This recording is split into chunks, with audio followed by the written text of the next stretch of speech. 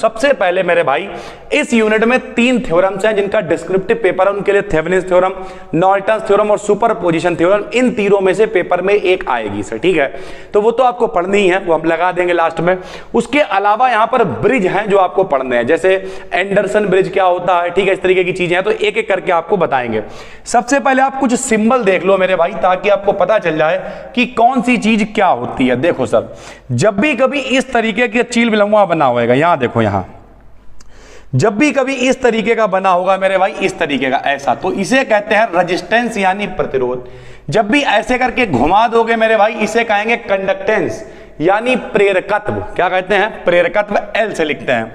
ये क्या है मेरे भाई? ये दो प्लेटें बनी हुई, इसे कहते हैं कैपेसिटर या कैपेसिटेंस यानी संधारित्र या धारिता।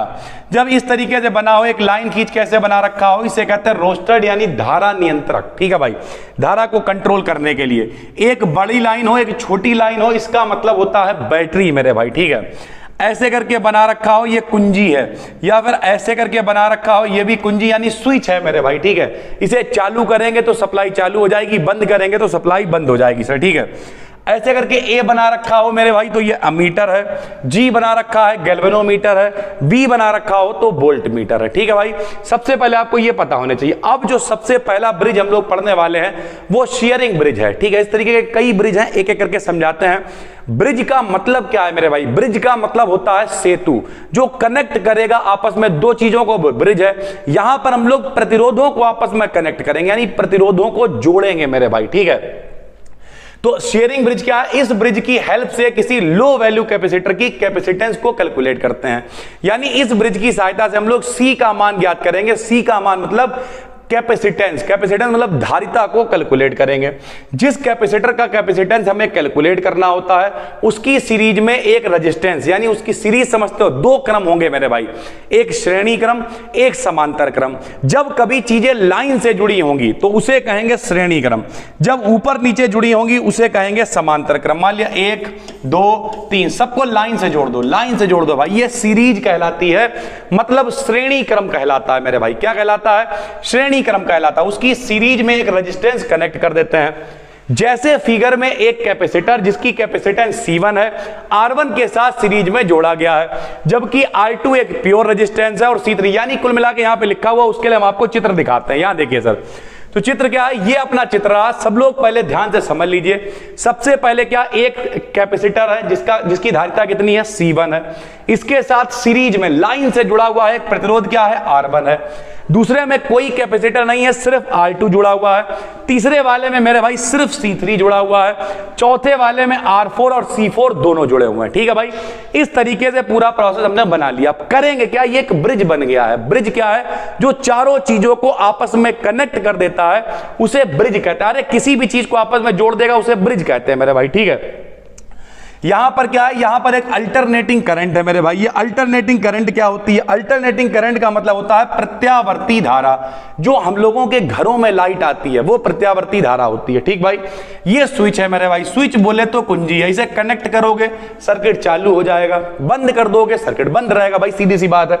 एक चीज आपको और समझनी पड़ेगी, जब आप 12th क्लास में थे तो आपने प्रत्यावर्ती धारा चैप्टर पढ़ रखा है, वहां पर आपको बताया गया होगा कि प्रत्यावर्ती धारा में हम लोग प्रतिरोध नहीं लेते हैं, बल्कि हम लोग लेते हैं प्रतिघात। उसे हम लोग जेड से लिखा करते थे।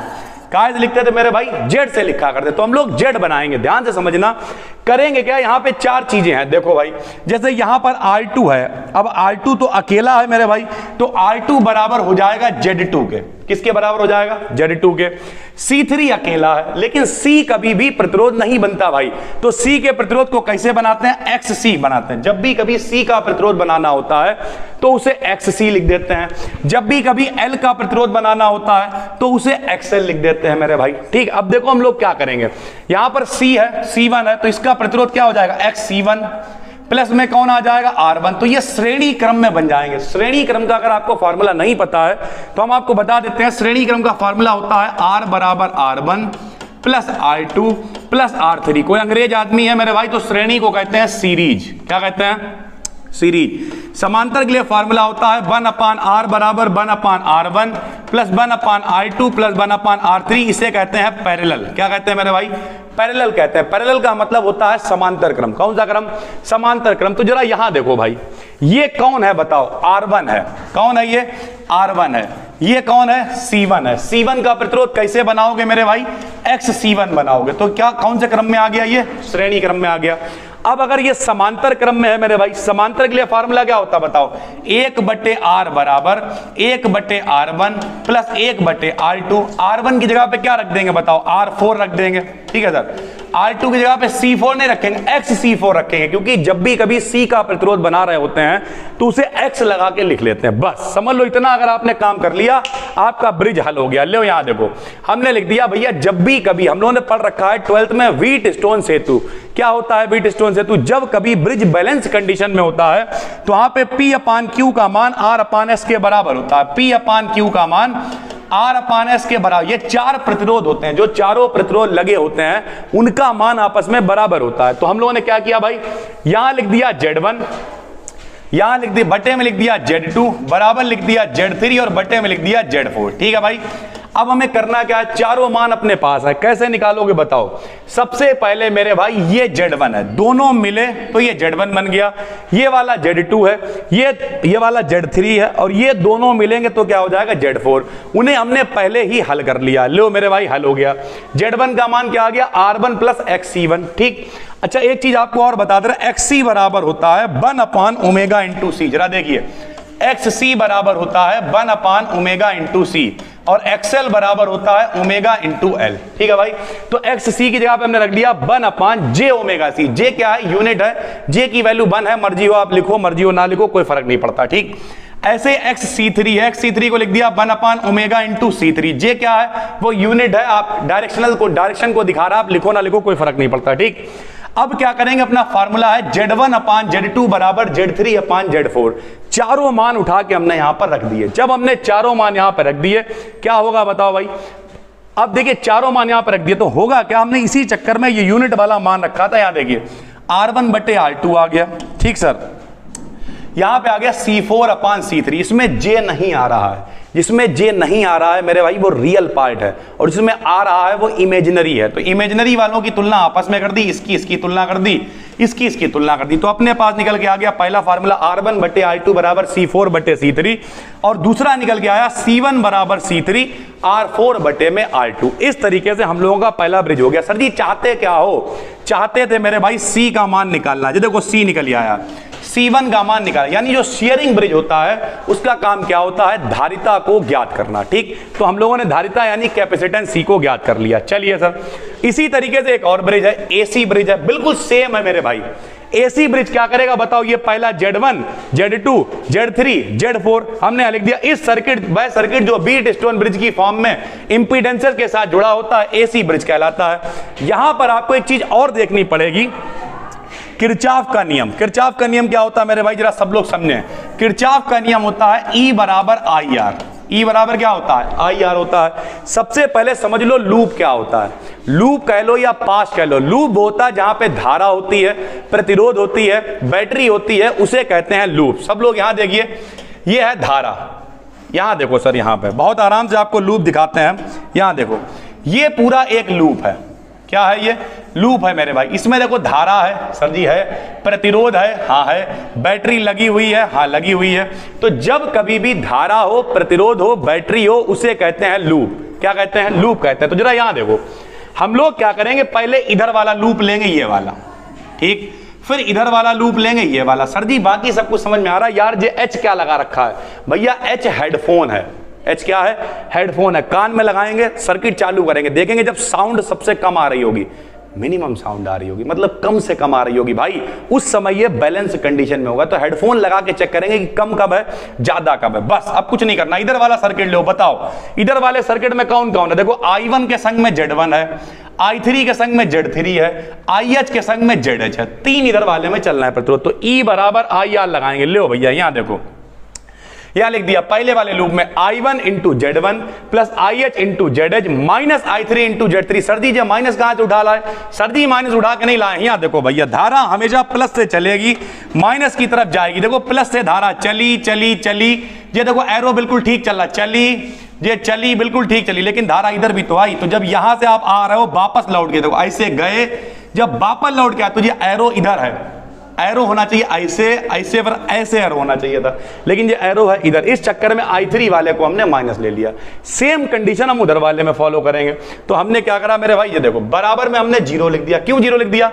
बैटरी लगी हुई जरूर है, लेकिन हम सिर्फ इतना भाग ले रहे हैं, इतना, और इतने भाग के अंदर कोई बैटरी नहीं, बैटरी तो पूरे सर्किट के अंदर है, तो इतना भाग हमने 0 ले लिया। ठीक, ये देखो 0 हो गया। सेम हमने दूसरी कंडीशन लगाई, उधर वाला भी 0 कर दिया। ZH क्या है? इंपीडेंस ऑफ हेडफोन है, जिसे हम लोग निगलेक्ट कर देंगे, छोड़ देंगे। जब ZH 0 है तो IH का मान 0 रख के छोड़ दिया। जब IH 0 रखा तो अपने पास 2 समीकरण बन जाएंगी IH 0 रख के। एक समीकरण 3 बन गई, एक समीकरण 4 बन गई। IH वाले को 0 कर दिया। क्यों? क्योंकि हमने आपसे कहा हेडफोन में जब साउंड बहुत कम होगी तब वो होगा बैलेंस कंडीशन में, तो बहुत कम का मतलब छोड़ दो मेरे भाई, 0 हो जाएगा। इसे हमने रख दिया 0। 3 को समीकरण 4 से भाग दे दी, 2 पार्ट बन गए मेरे भाई। आ गया Z1 बटे Z2 बराबर I1 बटे I2। बैलेंस कंडीशन में Z1 बटे Z2 बराबर Z3 अपान Z4 बराबर होता है। ये दोनों हो जाएंगे कैंसिल, यानी फाइनल, यानी I1 का मान I2 के बराबर। यहां चेक करके दिखा दे रहे हो, यहां देखो, यहां से धारा आई, जितनी धारा इधर जाएगी उतनी धारा इधर जाएगी, फिर जो धारा यहां होगी वही धारा यहां होगी, जो यहां होगी वही यहां होगी, इस तरीके से धारा चलेगी। तो ये धारा बराबर है, ये धारा बराबर है, दोनों धाराओं को बराबर कर दिया और फाइनली अपने पास आ गया Z1 बटे Z2 बराबर Z3 अपान Z4, जिसका हमने ऊपर वाले सर्किट में यूज करा था। ठीक, मल्टीप्लाई कर दोगे क्रॉस तो ऐसे हो जाएगा।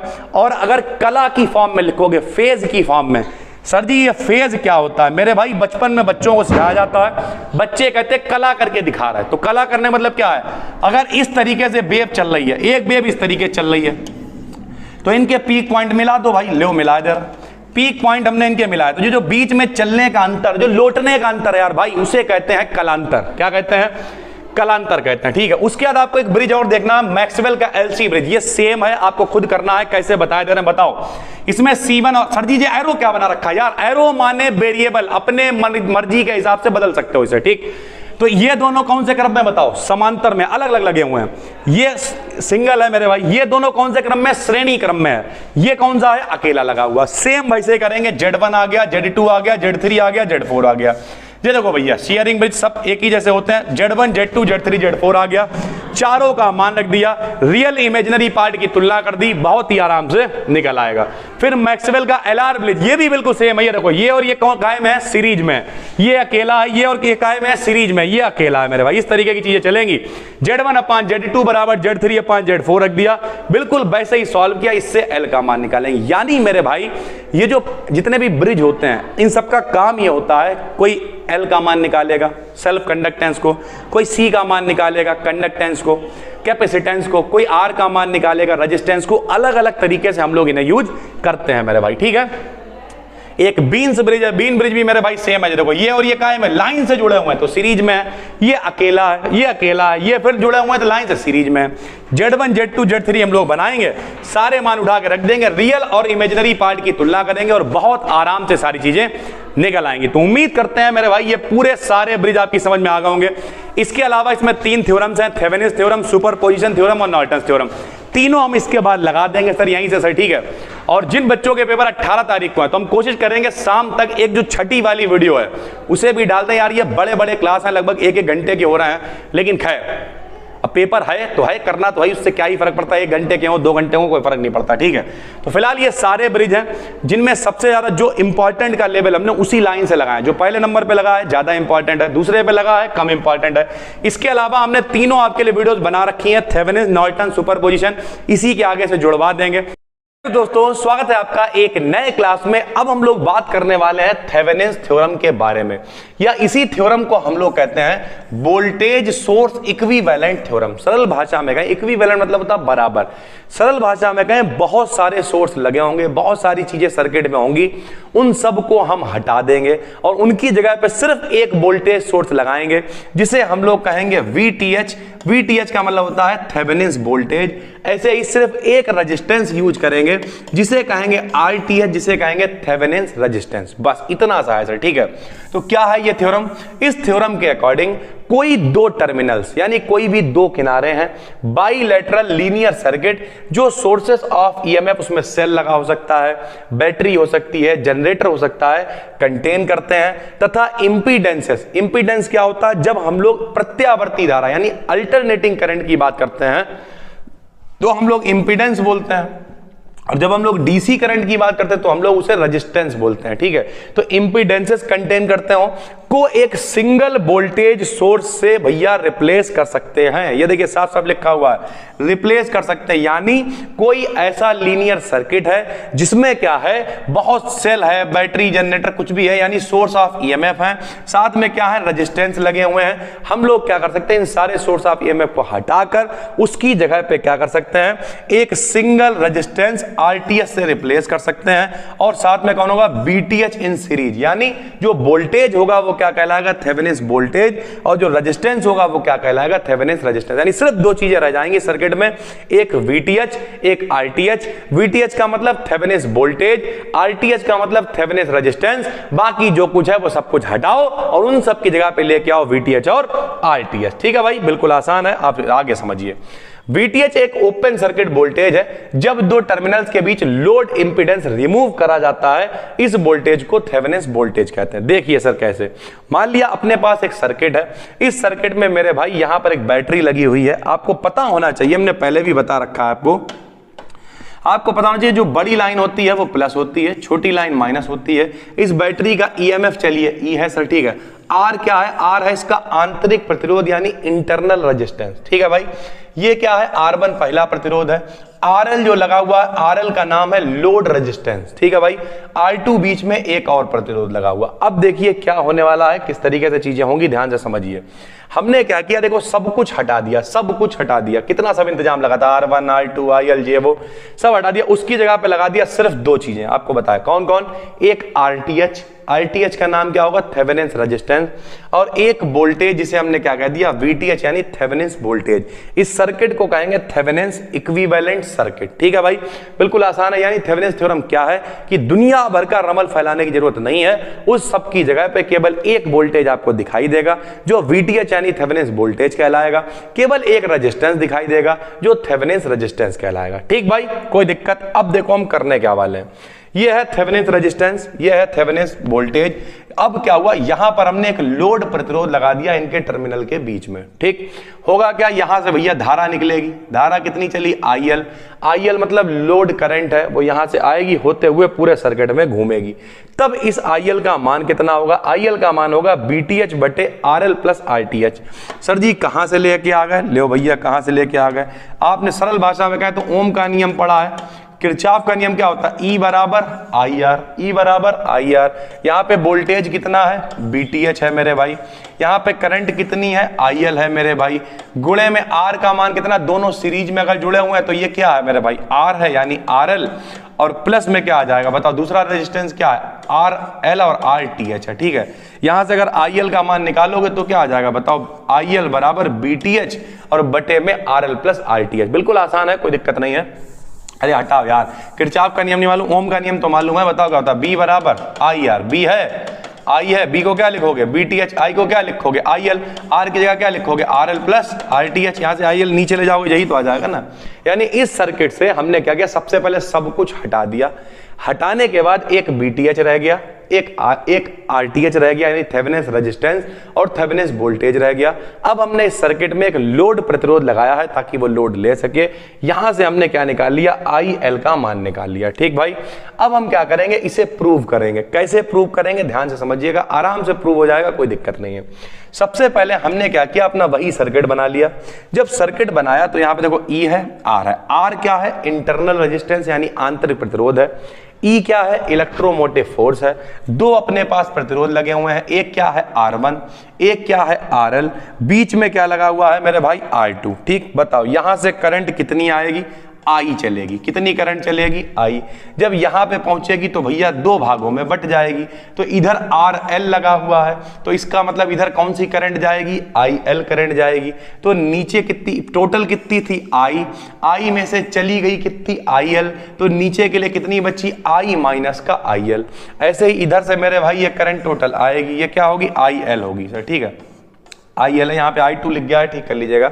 आई एल होगी, ये आएगी, दोनों मिलेंगे और फिर से करंट कितनी हो जाएगी? आई हो जाएगी, ठीक है। जैसे हमने आपको बताया था सुपरपोजिशन थ्योरम में, सेम यहां भी वैसा ही होगा। किरचॉफ वोल्टेज लॉ हम लोग लगाएंगे। कैसे लगाएंगे? देखिए, केवीएल मतलब Kirchhoff voltage law. Kirchhoff voltage law क्या होता है फिर से बताते हैं। उसे समझने से पहले आपको लूप यानी मैश पता होना चाहिए। लूप क्या होता है? जहां पे धारा हो, प्रतिरोध हो, बैटरी हो, यानी करंट हो, रेजिस्टेंस हो, बैटरी हो।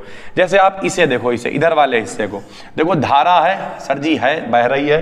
प्रतिरोध है सर जी, दो प्रतिरोध दिख रहा है, बहुत बढ़िया। सर जी बैटरी है, हाँ सर जी बैटरी भी है। इसका मतलब जहां पे धारा, प्रतिरोध, बैटरी तीनों इकट्ठे होते हैं उसे हम लोग लूप कहते हैं। क्या कहते हैं? लूप। ऐसे देखिए इधर भी लूप ये चल रहा है। अब हम करेंगे क्या?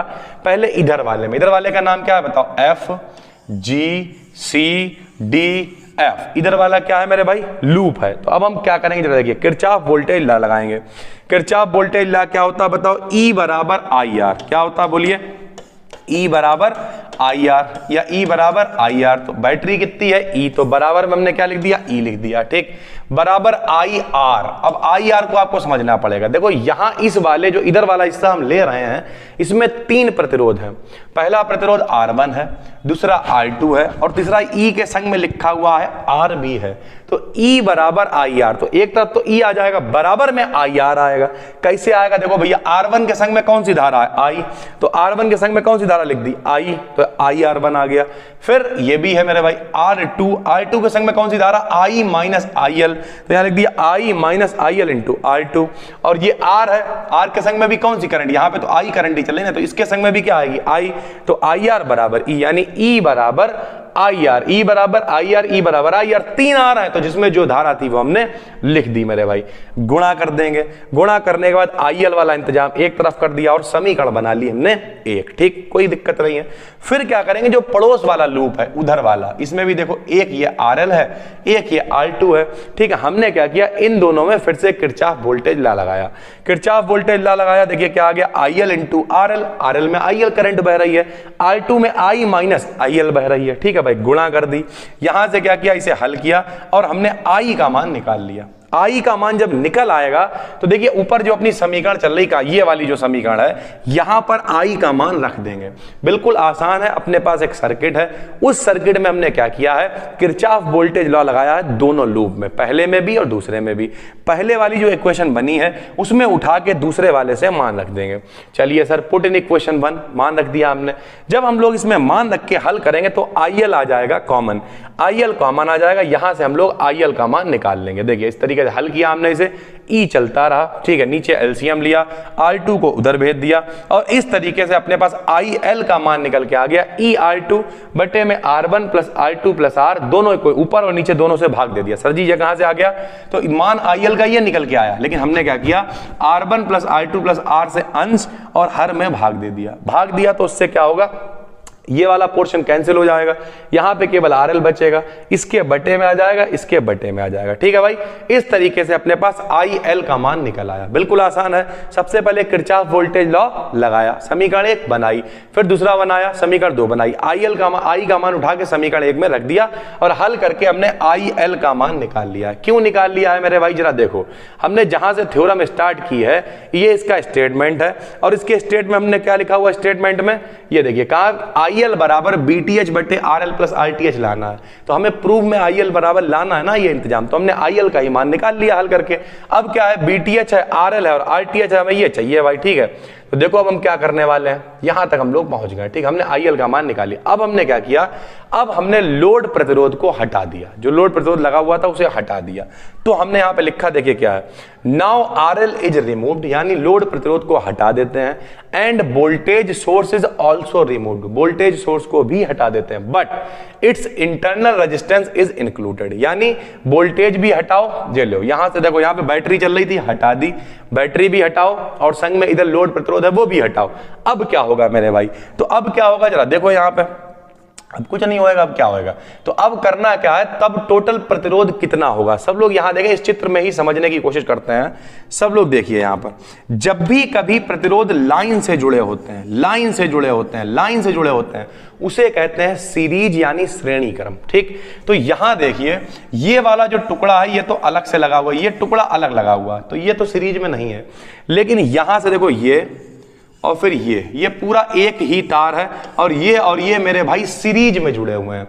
सीरीज का फार्मूला आपने पढ़ रखा हाई स्कूल में, R बराबर R1 प्लस R2। R1 की जगह R है, R2 की जगह पे R1 है, तो यहां इन दोनों का जब प्रतिरोध टोटल निकालेंगे तो कितना आ जाएगा, R1 प्लस R आ जाएगा। अब ये दोनों मिलके एक बन जाएंगे। ठीक है, ये वाला टुकड़ा एक हो गया, ये टुकड़ा अलग है। जब अलग अलग टुकड़े होते हैं तो वो समांतर क्रम यानी पैरेलल में होते हैं। तो R1 प्लस R मिलके एक बन गया, R1 प्लस R मिलके एक बन गया। R2 मेरे भाई दूसरा है, तो ये और ये दोनों कौन से क्रम में हो जाएंगे, पैरेलल यानी समांतर क्रम में। समांतर क्रम का फार्मूला होता है 1/R बराबर 1/R1 प्लस 1/R2। यहां पे R1 का मान कितना हो गया, दोनों का जुड़ के R1 प्लस R हो गया है मेरे भाई, और R2 का मान कितना चल रहा है, R2 चल रहा है। यानी अगर हम इस सर्किट से प्रतिरोध निकालना चाह रहे हैं तो अगर मतलब जो सोर्स वगैरह हटाने के बाद तो वो कुछ ऐसे आएगा। देखिए ये देखिए 1/R बराबर 1/R1 प्लस 1/R2। तो ये आप मत सोचिएगा कहां से आ गया, यहां से RAB का मान निकाल लिया। RAB क्या है, A और B के बीच का कुल रेजिस्टेंस है, और जो टोटल रेजिस्टेंस होता है मेरे भाई उसी को हम लोग क्या कहते हैं, this is called Thevenin's resistance. हमने क्या किया, इसे RAB की जगह RTH से लिख दिया, RTH हो गया थेवेनिन्स रेजिस्टेंस। ठीक है भाई, after removing RL the current in the remaining current is, जब RL हटा देंगे तो भैया जो धारा है वो कितनी होगी वो भी देख लो। तो धारा हो जाएगी, अब देखिए यहाँ से IL तो हट ही गया है, तो यहां से करंट कितनी चलेगी, I बस I ही करंट रहेगी। तो क्या हो जाएगा, E बराबर IR, तो I बराबर E बटे R। धारा कितनी है I, बैटरी कितनी है E, प्रतिरोध कितने हैं 3, जब सब हट गया तो 1 2 3, तो तीनों को जोड़ देंगे तो ये करंट हो जाएगी। जब लोड प्रतिरोध लगा हुआ था तो धारा थी IL, लेकिन अब लोड प्रतिरोध हटा हुआ है तो धारा कितनी होगी I, तो I बराबर आ गया E बटे में I डैश बराबर आ गया E बटे R1 प्लस R2।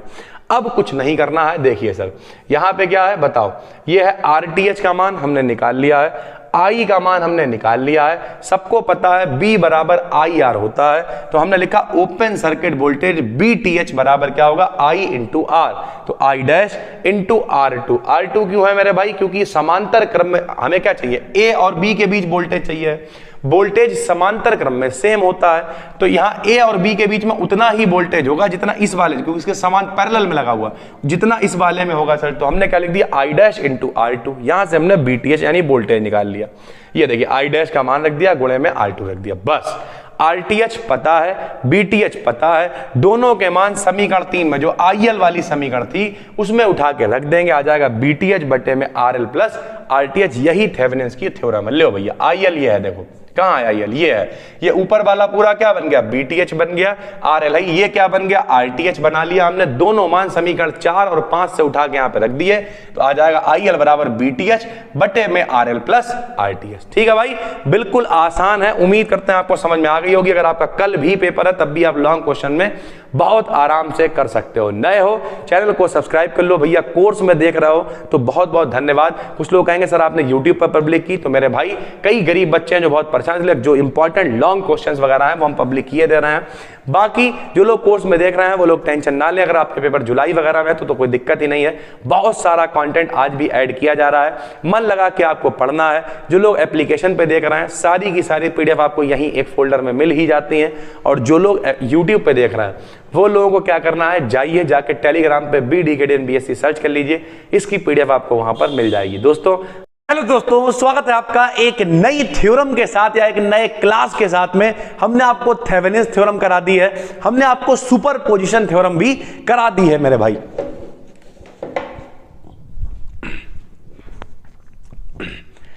हेलो दोस्तों, स्वागत है आपका एक नई थ्योरम या नए क्लास के साथ में। हमने आपको थेवेनिन्स और सुपरपोजिशन दोनों थ्योरम्स करा दिए हैं सर, ठीक है।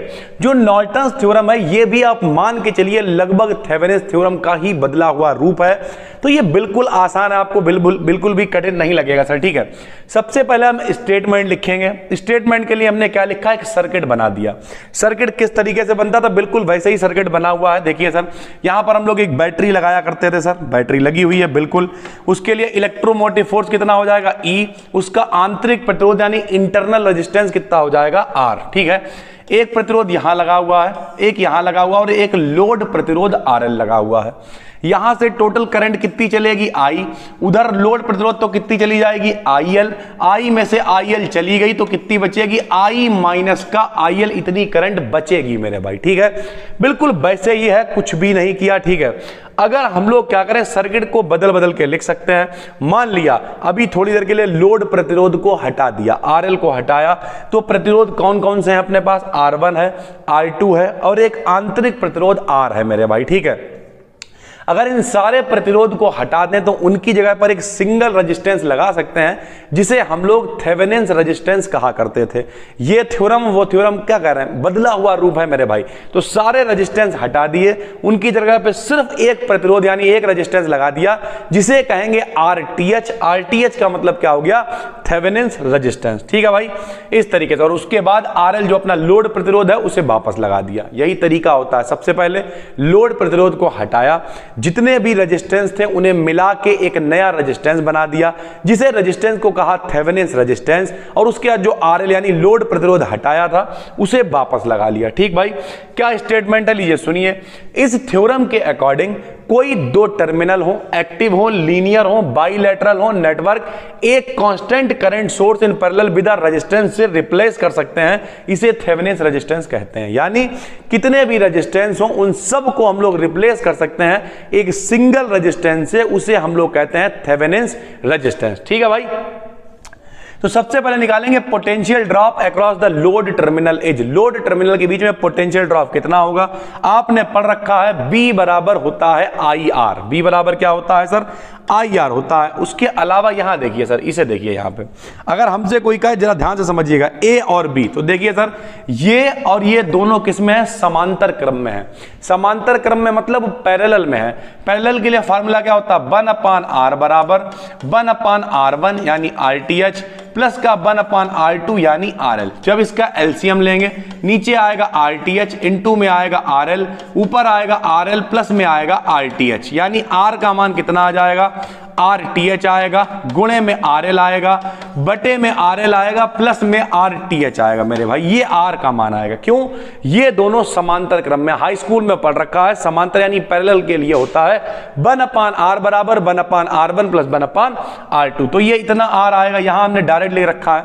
करंट कितनी है, I, तो बताइए वोल्टेज कितना हो जाएगा, V बराबर I इंटू R। तो अगर आप ये सोच रहे हो कि ये इंतजाम कहां से लिख दिया, RTH इंटू RL बटे में RTH प्लस RL कहां से लिख दिया, तो मेरे भाई ये कहीं से नहीं लिखा। वो जो दोनों अपने पास रेजिस्टेंस है, एक लोड वाला और एक टोटल हटा के जो एक लगाया है थेवेनिन्स वाला, उन दोनों को पैरेलल में अगर जोड़ेंगे तो यह आ जाएगा इतना रेजिस्टेंस और B बराबर IR यानी इतना वोल्टेज होगा भाई, ठीक। ये तो है थ्योरम। अब हमें अगर प्रूव करना है तो हम इसी को लेके आएंगे मेरे भाई। तो कैसे प्रूव करेंगे हम जरा देखिए। हम लोग क्या करेंगे, जो अपना पहला फिगर है, हमने आपको बताया था, जिन बच्चों ने नहीं देखी है मेरी दोनों थ्योरम्स, इसे हम कोर्स में भी डालेंगे और चैनल पे भी पब्लिक कर रहे हैं। क्यों, क्योंकि रियलिटी है ये थ्योरम्स बहुत इंपॉर्टेंट और पेपर में आती हैं। तो अगर आती हैं तो मन लगा के पढ़िए और देखे आइए। तो जरा समझिए, हमने आपसे कहा था जहां कहीं भी तीन चीजें मिल जाएंगी, कौन कौन, अगर धारा है, प्रतिरोध है और बैटरी है, तो उसे कहते हैं मैश यानी लूप। तो यानी कुल मिला के एक लूप मेरे भाई ये इधर वाला है, एक लूप सर जी ये वाला है, सर ठीक। दो लूप हम लोग लेने वाले हैं, जरा ध्यान से देखिएगा, समझिएगा। तो सबसे पहले हमने क्या किया, पहला वाला लूप ले लिया। ये देखिए, यूजिंग KVL, KVL का मतलब Kirchhoff voltage law in FGCDF। जरा देखिए मेरे भाई, यहां देखिए F G C D F, यानी ये वाला हमने ले लिया मेरे भाई। इसमें कितने प्रतिरोध हैं? 2 प्रतिरोध हैं। किरचॉफ का नियम क्या होता है? E बराबर आई आर, E बराबर आई आर। तो बताओ इसमें I R1 के संग में कौन चल रही? I, R2 के संग में कौन चल रही? I minus IL। तो यहां पे देखिए हमने किया क्या, हमने लिखा ये देखो I इंटू R1, क्योंकि R1 के संग में कौन सी करंट चल रही है? I चल रही है।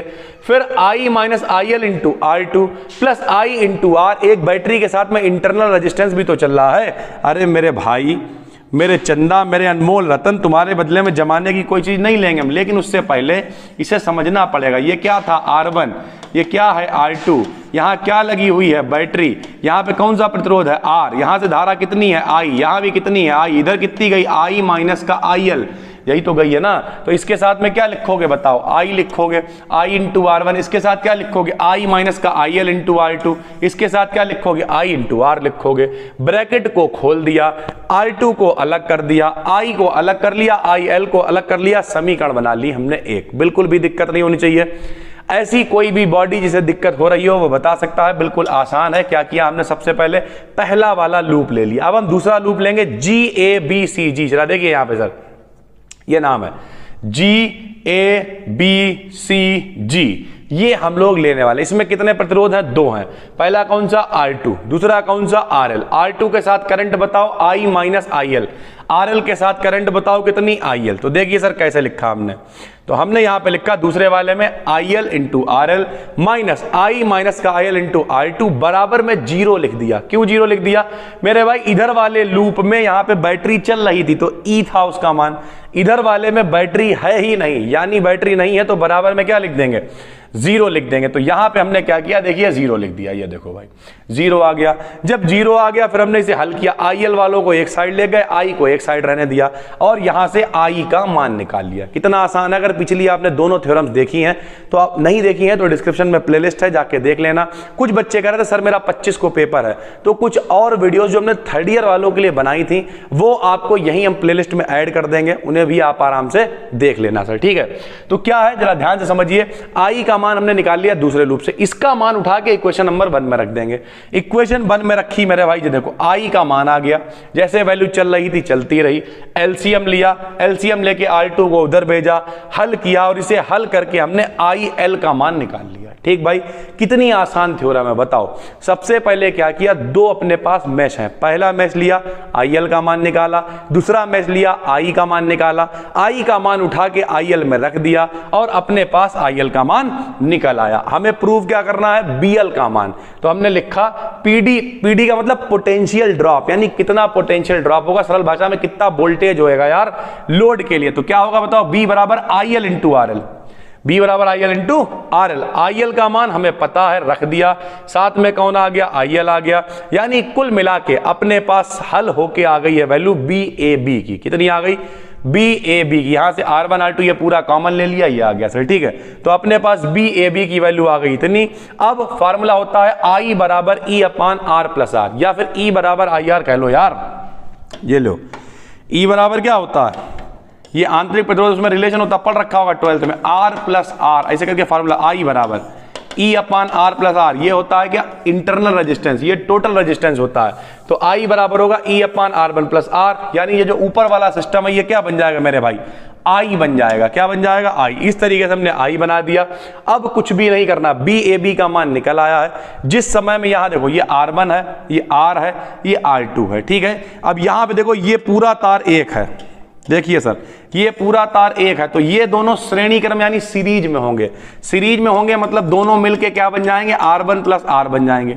ये टुकड़ा अलग है तो ये फिर इसके साथ में ये समांतर यानी पैरेलल में होगा, तो क्या आएगा? 1 अपान पहले के लिए R1 प्लस R, दूसरे के लिए क्या आ जाएगा? R2। ये आ जाएगा टोटल R का मान। इस तरीके के सर्किट में जब पोटेंशियल बैटरी वगैरह सब हटा देंगे तो लिख दिया, now equivalent resistance of the circuit R का मान हो जाएगा इतना, यानी 1 अपान R का मान हो जाएगा जाएगा इतना। सर जी ये कहां से उठा लाए, अभी आपको बताया जब इस तरीके का सर्किट होगा तो दोनों कौन कौन से बताओ, R1 प्लस R हो जाएंगे श्रेणी क्रम में तो जुड़ जाएंगे, यानी 1/R प्लस में आ जाएगा 1/RL। इसे आप हल करोगे तो RTH का मान इतना ही आ जाएगा, 1/RTH का मान इतना आ गया।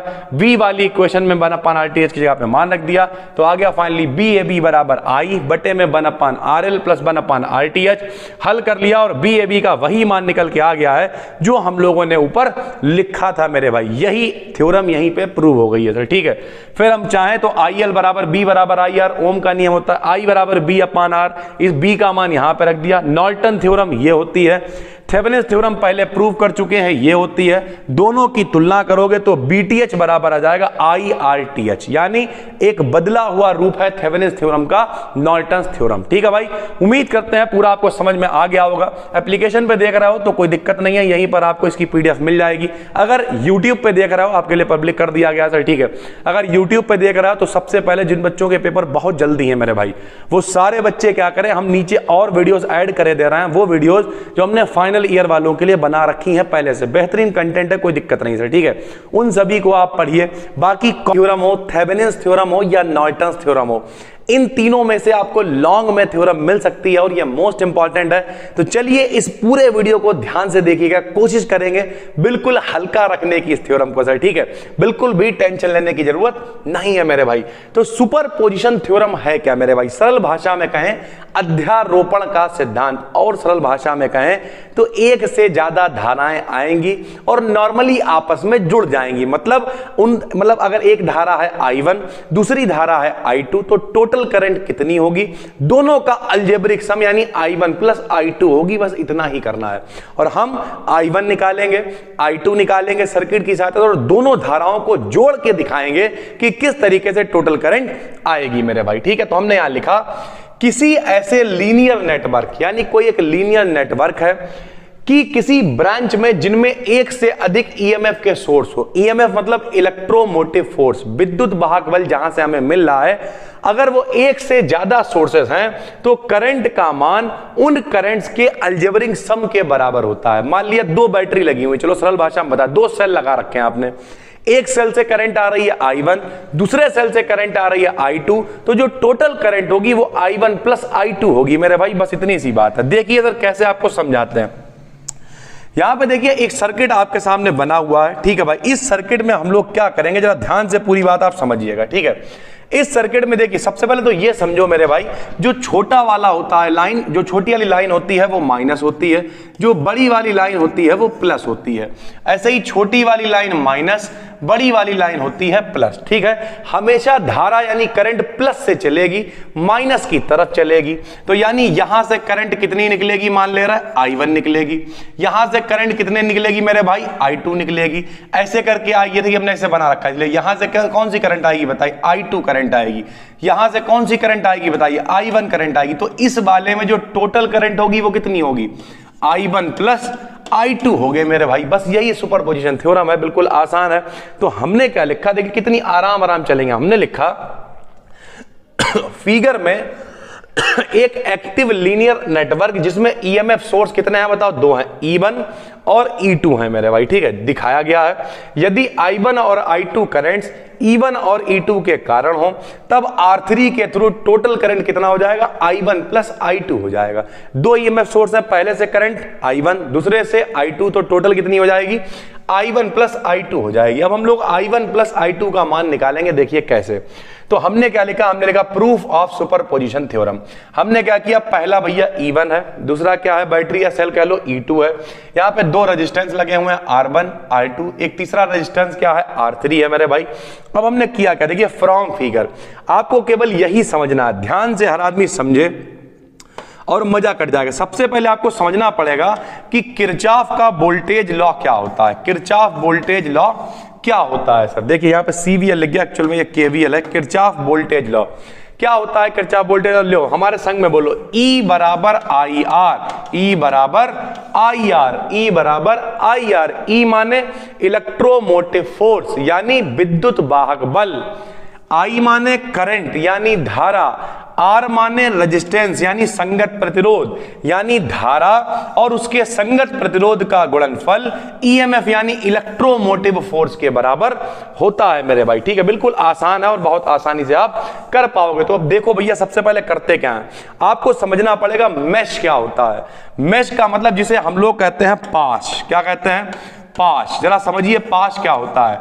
जहां कहीं पर भी धारा होती है, प्रतिरोध होती है और बैटरी होती है, उसे हम लोग मेश कहते हैं। जैसे यहां देखिए, अगर हम इधर वाले की बात करें, देखिए धारा है सर जी है, प्रतिरोध है सर जी है, बैटरी है सर जी है, इसका मतलब ये एक बंद पाश है, क्लोज लूप है सर। ठीक है, ऐसे ही इधर वाले में देखो मेरे भाई, धारा है सर जी है, प्रतिरोध है सर जी है, बैटरी लगी है, हाँ लगी है, इसका मतलब ये भी एक क्लोज लूप है। ऐसे ही एक पूरा भी ले सकते हो, ये भी क्लोज लूप है सर। ठीक है, तो करते क्या है, किरचॉफ ने नियम दिया है E बराबर आई आर। E माने जो बैटरी है बराबर I और जो प्रतिरोध है उनकी गुणा के वो बराबर होगा सर। ठीक है, तो हमने क्या लिखा, from figure 1A using CVL नहीं आपको लिखना है, Kirchhoff voltage law in ABFGA। ठीक, देखना भाई, सबसे पहले वो ABFGA, हर आदमी देखे, यहां देखिए सर, ए बताओ ए कहां है, इधर देखिए, इधर यह है ABFGA। ये देखो एक पूरा क्लोज लूप हो गया, जहां से स्टार्ट किया वहीं पे ले आके खत्म कर दिया, क्या हो गया, क्लोज लूप हो गया।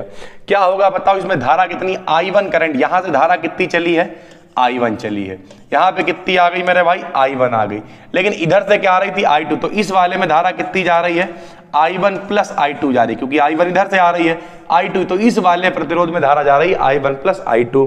तो क्या लगाएंगे बताओ, E बराबर IR, E की जगह क्या लिखोगे, E1 लिखोगे, I की जगह क्या लिखोगे, I1 लिखोगे, और I1 के संग में कौन आ जाएगा, R1 प्लस, इसी वाले में R3 भी चल रहा है, लेकिन R3 में धारा कितनी आ रही है, I1 प्लस I2, साथ में कितनी क्या लिखा हुआ है, R3, तो R3 लिख दिया, यानी E बराबर IR। E बराबर IR दो थे तो हमने दोनों जोड़ दिए मेरे भाई। ठीक है, बिल्कुल आसान है। ये देखिए, तो यहां पे हमने दोनों का मान रख दिया, IR1 plus I1 plus I2 R3 बराबर E1। ठीक है, अब क्या किया, इसकी मल्टीप्लाई करेंगे, I2 R3 एक तरफ आ गया, 1 1 दोनों एक साइड थे, लीजिए हम यहां पे करके आपको दिखाई देते हैं। ये देखो सर, यहां पर I1 R1 इसकी मल्टीप्लाई होगा, I1 R3, I1 आ गया कॉमन, R1 प्लस R3 बचा, प्लस I2 R3 बराबर E1 हो गया। ठीक है, तो इस तरीके से हमने पहला जो लूप है उसमें किरचॉफ वोल्टेज लॉ लगा दिया। फिर दूसरा लेंगे मेरे भाई, ये देखो VFDCB, यही तो है, BFDCB, यानी उधर वाला लेंगे। उधर वाले में क्या होगा बताओ, I2 इंटू R2, और ये R3 तो इधर वाले में भी है और उधर वाले में भी है मेरे भाई। तो हमने देखिए फिर वैसे लिखा, क्या होगा, E बराबर IR, तो E के लिए क्या ले लिया, E2 ले लिया, IR के लिए I2 ले लिया, I1 प्लस I2 R3 ले लिया, बिल्कुल वैसे ही R3 अलग है, कॉमन ले लिया, समीकरण 2 बना दी। ठीक, अब जब दो इक्वेशनें बन गई हैं, हम लोग कर क्या रहे हैं, हम लोग I1 और I2 का मान निकाल रहे हैं। आपको पता है जब दो इक्वेशनें होती हैं तो उनमें से एक इक्वेशन को एक टर्म को बराबर कर देते हैं और घटा देते तो कैंसिल हो जाता है, एक मान निकल आएगा। तो उसके लिए हमने क्या किया, now multiplying equation 1 by R3, equation 1 को R3 से गुणा कर दी और इक्वेशन 2 को R1 प्लस R3 से गुणा कर दी। क्यों कर दी, क्योंकि मेरे भाई यहां I1 के साथ R3 चल रहा था, I2 के साथ I2 प्लस R3 चल, तो मान बराबर हो जाएगा। तो इससे क्या हुआ मेरे भाई, देखो इक्वेशन 1 हो गई ऐसी, R3 गुणा हुई R1 प्लस R3 I1 आया, I2 R3 पहले था स्क्वायर हो गया और E1 R3, यानी इक्वेशन नंबर 1 से हमने कहां से गुणा कर दी, R3 से गुणा कर दी, R3 आ गया। इक्वेशन नंबर 2 को हमने कहां से गुणा कर दी, R1 प्लस R3 से, R1 प्लस R3 से, R1 प्लस R3 से, और 2 को इक्वेशन नंबर 4 बना लिया। होगा क्या, एक में से दूसरे को घटा देंगे। जब घटाएंगे तो देखिए यहां पर R3 R1 plus R3 I1, R3 R1 plus R3 I1, I1 से I1 वाला टर्म कैंसिल हो जाएगा, कैंसिल कर दिया, कैंसिल करा तो इसे घटाएंगे, यहां क्या बचेगा, I2 R3 स्क्वायर, ये देखिए माइनस में I2 R1 plus R3 I2 plus R3 ये बचा। ठीक है, इधर बचेगा E1 R3 माइनस का E2 R1 प्लस R3। ठीक, I2 यहां से कॉमन है, जो इंतजाम बचा हुआ है उसे नीचे भेजेंगे। नीचे भेजा मेरे भाई, इस तरीके का सिनेरियो आ गया। दोनों जगह से माइनस कॉमन ले लिया, ऊपर से माइनस कॉमन लेंगे तो प्लस वाला माइनस हो जाएगा, माइनस वाला प्लस हो जाएगा। नीचे से माइनस कॉमन लेंगे, सारे माइनस में है, सारे प्लस हो जाएंगे, दोनों कॉमन वाले माइनस कैंसिल हो गए। ये मान काहे का आ गया? I2 का आ गया। एक बार हमने घटाया है, अब क्या करेंगे? दोबारा से फिर दोनों इक्वेशनों का यूज करेंगे। इसके बाद देन मल्टीप्लाइंग इक्वेशन 1 को आपकी R2 प्लस R3 से गुणा कर दिया और R2 को आपकी R3 से गुणा कर दिया। इससे क्या होगा? लो भैया, अब की 1 की गुणा इससे हो गई, 2 की गुणा इससे हो गई। फिर हमने क्या किया? घटाया, फिर से घटाया। अब की I2 वाला टर्म कैंसिल हो जाएगा। ये देखो I2 वाला टर्म क्या हो गया? Same R3 I2 plus R3 I2, R3 I2 plus I3 I2, दोनों के दोनों हो जाएंगे कैंसिल। जब कैंसिल होगा तो जो बचा वो यहां पे लिख दिया। उसके बाद फिर से I1 कॉमन आया, इसे भेजेंगे नीचे, I1 का मान निकल आएगा मेरे भाई। ठीक है, बिल्कुल आसानी से। तो हम लोगों ने I1 निकाल लिया, I2 निकाल लिया। अब हमें क्या निकालना है? Total current. Principle of superposition क्या कहता है? जो टोटल करंट होगी वो I1 और I2 के योग के बराबर होगी। तो हमने उसके लिए दोनों को जोड़ दिया। ये आ गया मेरे भाई I1 प्लस I2, दोनों के एलसीएम सेम है। आप चेक करिए, I1 प्लस I2 दोनों सेम है। तो हमने क्या किया? दोनों को नीचे लिख दिया, दोनों को जोड़ के लिख दिया, मल्टीप्लाई कर दी, जो कैंसिल होना था वो कैंसिल हो गया और फाइनल टोटल करंट आ जाएगी R3 के जरिए R1 E2 plus E1 R2 बटे में R1 R2 plus R2 R3 plus R3 R1। तो ये है principle of superposition, most important है मेरे